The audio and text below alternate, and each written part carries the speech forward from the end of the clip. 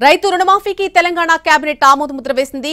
2 లక్షల రూపాయల వరకు ఉన్నటువంటి రైతు రుణాలను మాఫీ చేయాలని కేబినెట్ నిర్ణయించిందని సీఎం రేవంత్ రెడ్డి తెలిపారు. డిసెంబర్ 12, 2018 నుంచి డిసెంబర్ 9, 2023 వరకు తీసుకున్న రైతు రుణాలు మాఫీ చేయాలని నిర్ణయం తీసుకున్నారు. రైతు రుణమాఫీకి 31,000 కోట్ల రూపాయలు అవసరమవుతాయని చెప్పారు. అధికారంలోకి వచ్చిన 8 నెలల్లోపే రైతు రుణాలు మాఫీ చేస్తున్నామని చెప్పారు ముఖ్యమంత్రి. రైతు రుణమాఫీ విధి విధానాలపై త్వరలో జీవో విడుదల చేస్తామని చెప్పారు. ఇక రైతు భరోసా పథకంపై కూడా కీలక నిర్ణయం తీసుకుంది తెలంగాణ కేబినెట్. రైతు భరోసా పథకాన్ని పారదర్శకంగా అమలు చేసేందుకు మంత్రివర్గ ఉపసంఘం ఏర్పాటు చేస్తున్నట్టుగా చెప్పారు CM Revanth Reddy. Deputy CM Bhatti Vikramarka అధ్యక్షతన మంత్రివర్గ ఉపసంఘం ఏర్పాటు చేస్తున్నామని అన్నారు. సబ్ కమిటీలో మంత్రులు తుమ్మల, శ్రీధర్ బాబు, పొంగులేటి సభ్యులుగా ఉంటారని అన్నారు.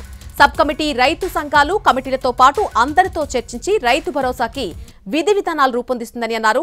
జూలై 15 నాటికి మంత్రివర్గ ఉపసంఘం నివేదికిస్తుందని, ఆ నివేదికను అసెంబ్లీలో ప్రవేశపెట్టి చర్చిస్తామని చెప్పారు CM Revanth Reddy.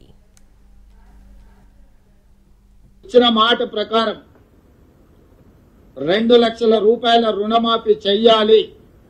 Cut off date 12/12/2018 నుంచి 9/12/2023 మధ్య కాలంలో రైతులు తీసుకున్న రుణాలను 2 లక్షల రూపాయల వరకు మాఫీ చేయాలని మా మంత్రివర్గంలో మేము నిర్ణయం తీసుకున్నాము.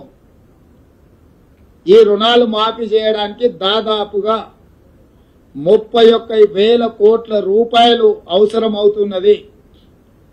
31,000 కోట్ల రూపాయలను సేకరించి తెలంగాణ రాష్ట్ర రైతాంగానికి రుణ విముక్తి కల్పించి మా మంత్రివర్గం నిర్ణయం తీసుకున్నది.